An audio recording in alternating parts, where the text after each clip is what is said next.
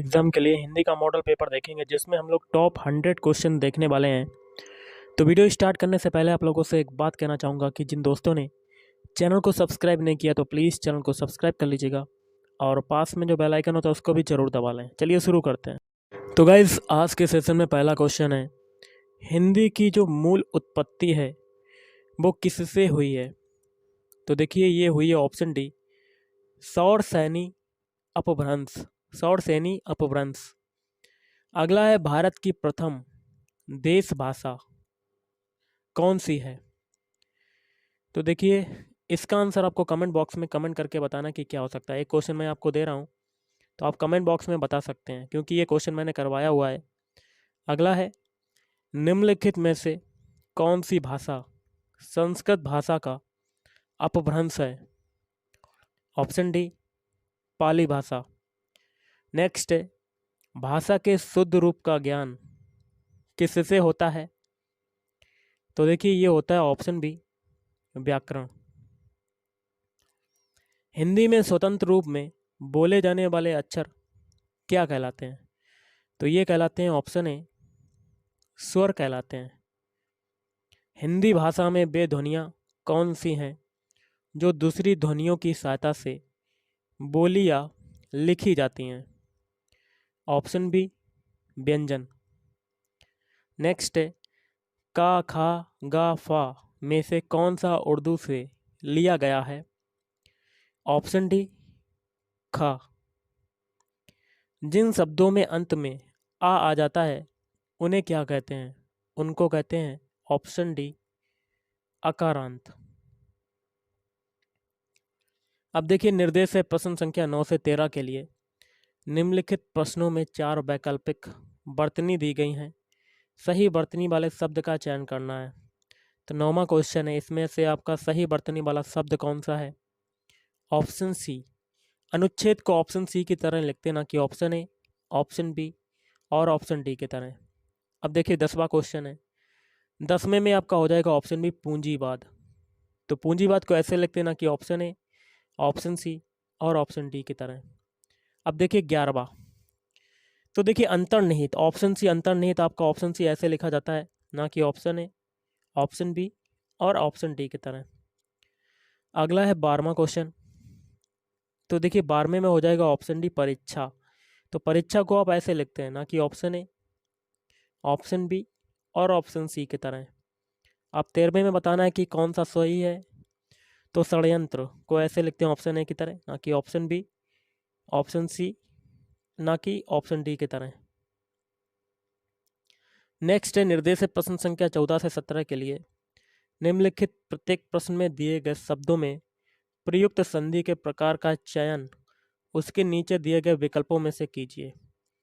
कवि स्वर में कौन सी संधि है? तो ये हो जाएगी ऑप्शन ए, दीर्घ संधि। और अगर पूछा जाए संसार में कौन सी संधि है, संसार में हो जाएगी ऑप्शन सी, व्यंजन संधि। तन्मय में कौन सी संधि है?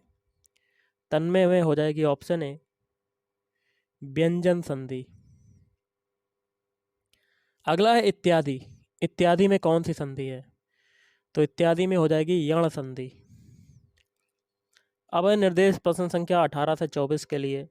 निम्नलिखित प्रश्नों में सही संधि विच्छेद का चयन करना है। पुनर्जन्म, इसका संधि विच्छेद क्या हो जाएगा? ऑप्शन बी, पुनर् धन जन्म। पितृ ऋण का संधि विच्छेद क्या होगा? ऑप्शन सी, पित्त धन ऋण। अगला इत्यादि, इत्यादि का संधि विच्छेद क्या होगा? तो ऑप्शन ए, इति धन आदि। युधिष्ठिर, युधिष्ठिर का संधि विच्छेद क्या होगा? तो ऑप्शन ए, युधि धन स्थिर। जगदीश का संधि विच्छेद क्या होगा? जगदीश का हो जाएगा ऑप्शन ए, जगत धन ईश। कनकटा, कनकटा का क्या हो जाएगा? ऑप्शन बी, कान धन कटा। रामायण का संधि विच्छेद क्या होगा? तो ऑप्शन सी, राम धन अयन। प्रश्न संख्या 25 से 28 के लिए निर्देश है। निम्नलिखित प्रत्येक शब्द के लिए उसके नीचे दिए गए विकल्पों में से उपयुक्त समास छांटिए। जैसे कि दशानन है, तो देखिए तीसरे अर्थ को वो रिप्रेजेंट कर रहा है दशानन, तो इसमें कौन सा समास हो जाएगा? ऑप्शन बी, बहुब्रीहि समास। अगला है रोग पीड़ित, रोग से पीड़ित, तो इसका क्या हो जाएगा समास? ऑप्शन डी, तत्पुरुष समास। अगला है प्रतिमान, तो देखिए आगे आ रहा है उपसर्ग, तो इसमें कौन सा समास हो जाएगा? अव्ययी भाव समास। वीर पुरुष, वीर पुरुष में कौन सा समास होगा? तो ऑप्शन बी, तत्पुरुष समास। प्रश्न संख्या 29 से 33 के लिए निर्देश है। नीचे लिखे प्रत्येक वर्ग में दिए गए विकल्पों में से तत्सम शब्द का चयन करें। तत्सम मतलब संस्कृत का शब्द, तो 29 में कौन सा तत्सम शब्द होगा? ऑप्शन बी, चंद्रमा। 30 में कौन सा होगा? 30 में होगा तत्सम शब्द विवाह। और 31 में कौन सा हो जाएगा तत्सम शब्द? ऑप्शन सी, ओज। 32 में कौन सा हो जाएगा? 32 में आपका हो जाएगा ऑप्शन सी, निर्मम। और 33 में कौन सा हो जाएगा? 33 में आपका हो जाएगा ऑप्शन ए, सुमन।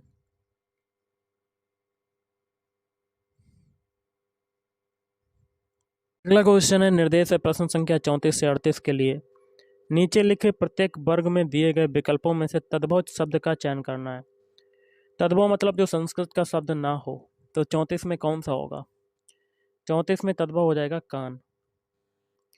35 में बताना कि कौन सा होगा? 35 में हो जाएगा ऑप्शन ए, पीड़ा। 36 में कौन सा होगा? 36 में तद्भव शब्द हो जाएगा ऑप्शन सी, अंधेरा। 37 में कौन सा होगा? 37 में हो जाएगा ऑप्शन बी, बेत। 38 में आपको बताना कि कौन सा होगा तद्भव शब्द, तो 38 में हो जाएगा ऑप्शन बी, तमंचा। अगला है, परंपरा से एक निश्चित अर्थ में प्रयुक्त होने वाले शब्द कहलाते हैं। तो ऑप्शन ए, योग ऋण कहलाते हैं। क्या कहलाते हैं?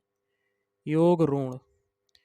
निर्देश है प्रश्न संख्या 40 से 44 के लिए।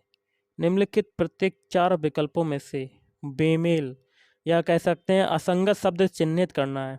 तो देखिए 40 क्वेश्चन जो है 40वां, इसमें आपका बेमेल बताना, असंगत बताना है, मतलब गलत वाला बताना है। तो इसमें बेमेल हो जाएगा आधी, असंगत। देखिए शारीरिक, दैहिक, मानसिक, ये तीनों एक ही चीज़ें हैं, लेकिन आधी जो है वो अलग चीज़ है। अगला है 41, इसमें आपका बेमेल बताना है घर। घर आपकी अलग चीज़ है, प्रियजन, परिवार और बच्चे, ये सभी तीनों एक ही चीज़ में आ जाते हैं। 42, इसमें देखिए बेमेल हो जाएगा मस्तक, मस्तक। और 43 में आपका बेमेल कौन सा हो जाएगा? नेत्र। ओके। और 44 में कौन सा हो जाएगा बेमेल? खेद। अब देखिए निर्देश है 45 से 49 के लिए। निम्नलिखित शब्दों के उपयुक्त पर्यायवाची छांटिए। जैसे कि स्वर्ग का पर्यायवाची क्या होता है? धौ। कुबेर का क्या हो जाएगा? कुबेर का हो जाएगा ऑप्शन सी, धनादिप। रात्रि का पर्यायवाची क्या होगा? रात्रि का विभावरी। भागीरथी का क्या होगा? भगीरथी का, तो ऑप्शन बी, गंगा। और विद्युत का क्या हो जाएगा? विद्युत का हो जाएगा दामिनी।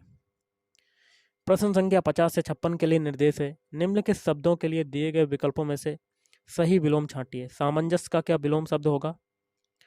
तो विवाद।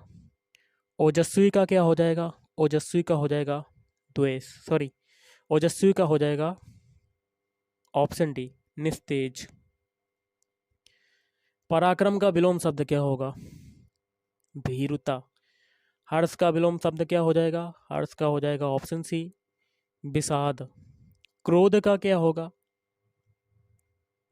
ऑप्शन ए, कृपा। उत्तेजित का देखिए विलोम शब्द क्या होगा? उत्तेजित का शांत।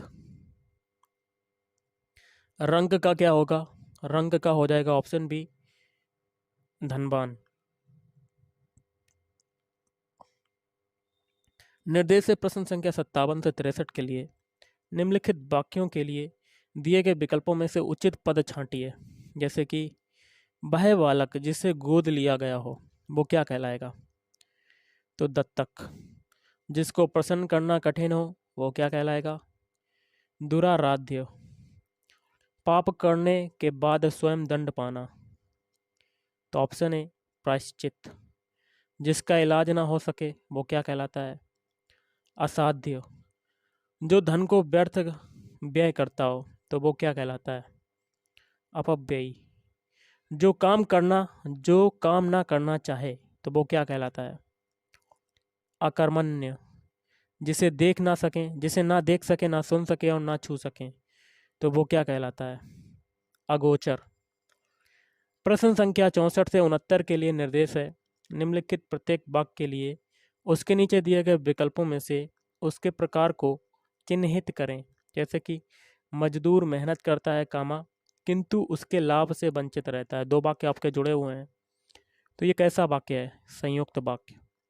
जिधर धुआं दिखाई दिया सब लोग उधर ही दौड़ पड़े।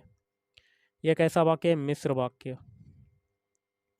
मैंने कहा कुछ और, उसने सुना कुछ और, तो ये है मिश्र वाक्य। व्यवहार में वह बिल्कुल वैसा ही है जैसे उसके पिताजी, तो ये हो जाएगा मिश्र वाक्य। सत्संग करो सदाचारी बनो, तो ये कैसा वाक्य है? विधिवाचक। प्रथम आने की कौन कहे, उससे परीक्षा पास भी नहीं की जाती, ये वाक्य हो जाएगा संयुक्त वाक्य। निर्देश है प्रश्न संख्या 70 से 74 के लिए निम्नलिखित प्रत्येक वर्ग में दिए गए चार चार विकल्पों में से शुद्ध वाक्य का चयन करें। जबकि 70वां क्वेश्चन है, इसमें देखिए शुद्ध वाक्य हो जाएगा ऑप्शन बी, वह दंड के योग्य है। 71 में आपका शुद्ध वाक्य कौन सा होगा? तो इसमें हो जाएगा ऑप्शन बी, भारत में अनेक जातियां हैं। 72 में आपका शुद्ध वाक्य 4 विकल्प हैं, इसमें से आपका शुद्ध हो जाएगा ऑप्शन सी, बच्चे को फल काट कर खिलाओ। नेक्स्ट है 73 में 4 ऑप्शन है, इसमें से आपका शुद्ध कौन सा होगा? ऑप्शन बी, उसे अनुत्तीर्ण होने की आशंका है। 74 में आपका शुद्ध वाक्य बताना है, ऑप्शन बी, पाठ पढ़कर कल आए, ये आपका शुद्ध हो जाएगा। निर्देश है प्रश्न संख्या 75 से 85 के लिए निम्नलिखित मुहावरों लोकोक्तियों के लिए उचित विकल्प चुनिए। जैसे कि अंगूठा दिखाना, तो इसका हो जाएगा देने से इनकार करना। अंधे के हाथ बटेर लगना, इसका क्या हो जाएगा? भाग्य से कोई वस्तु मिल जाना। आंख लगना, इसका क्या हो जाएगा? नींद आना। औंधी खोपड़ी, इसका क्या हो जाएगा? मूर्ख होना। कान का कच्चा, इसका क्या हो जाएगा? ऑप्शन डी, शीघ्र विश्वास कर लेने वाला। घाट घाट का पानी पीना, इसका क्या हो जाएगा? ऑप्शन डी, अनुभवी होना। अगला आ बैल मुझे मार, इसका क्या होगा? तो ऑप्शन ए, जानबूझकर मुसीबत में पड़ जाना। ढाक के बही 3 पात होना, इसका क्या हो जाएगा? सदा एक सा। 99 के फेर में पड़ना, इसका क्या होगा? ऑप्शन ए, धन कमाने में लगा रहना। हथेली पर सरसों नहीं जमती, इसका क्या हो जाएगा? काम के लिए समय चाहिए, जब चाहो तब काम नहीं हो सकता।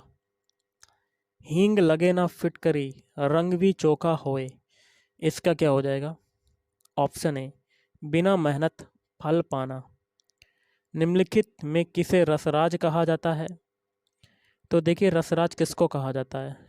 ऑप्शन ए, श्रृंगार रस को। देखिए निर्देश है प्रश्न संख्या 87 से 88 के लिए निम्नलिखित प्रत्येक गद्यांश को समझकर सही छंद का चयन करना है। तो देखिए आपका इसमें जो आपका एग्जाम्पल है, आप देख सकते हैं, पूरा पढ़ सकते हैं। इसमें आपका कौन सा छंद हो जाएगा?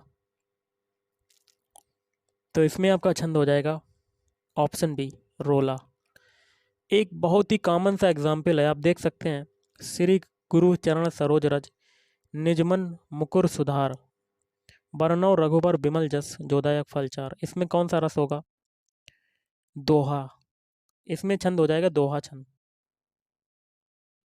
प्रश्न संख्या 89 से 91 के लिए निर्देश है। निम्नलिखित प्रश्नों में दिए गए वाक्यों में प्रयुक्त अलंकार के भेद का चयन उसके नीचे दिए गए विकल्पों से कीजिए। जैसे कि बीती विभावरी, जागरी, अंबर पनघट में डुबो रही, तरह घट ऊषा नागरी। इसमें आपका कौन सा अलंकार हो जाएगा? ऑप्शन सी, रूपक अलंकार। अगला है फूले कास सकल मही छाई, जनु वर्षा ऋतु प्रकट बुढ़ाई। इसमें आपका अलंकार हो जाएगा उत्प्रेक्षा अलंकार। अगला, या मुरलीधर की अधरान धरी, अधरान धरोंगी। इसमें क्या हो जाएगा? यमक अलंकार। देखिए, निर्देश है प्रश्न संख्या 92 से 100 के लिए। निम्नलिखित प्रश्नों में दी गई रचना के रचयिता का नाम का चयन करिए, दिए गए विकल्पों में से करनी है। देखिए, गबन किसकी है? तो मुंशी प्रेमचंद। कुरुक्षेत्र की अगर बात करें तो ये किसकी रचना है? तो रामधारी सिंह दिनकर। चित्रलेखा किसकी है? चित्रलेखा हो जाएगी ऑप्शन बी, भगवती चरण वर्मा। यामा किसकी कृति है या किसकी रचना है? तो महादेवी वर्मा। गीतांजलि के रचयिता कौन है? गीतांजलि के रचयिता हो जाएंगे रविंद्रनाथ टैगोर। अगला देख लेते हैं, काव्य क्षेत्र में प्रबंध शिरोमणि की उपाधि किसे दी गई है? तो ऑप्शन सी, मैथिली शरण गुप्त। बच्चन जी ने प्रथम बार जीवन और मानवीयता के प्रति अपने प्रौढ़ भावों की वाणी किस कृति में दी? प्रणय पत्रिका। नीचे दिए गए अवतरण के रचयिता का नाम का चयन कीजिए। जाकी रही भावना जैसी, प्रभु मूरत देखी तिन तैसी। तो ये हो जाएगा ऑप्शन सी, तुलसीदास। कोकिल विद्यापति की पदावली कौन सी भाषा में रचित है? मैथिली। तो गाइस, आज के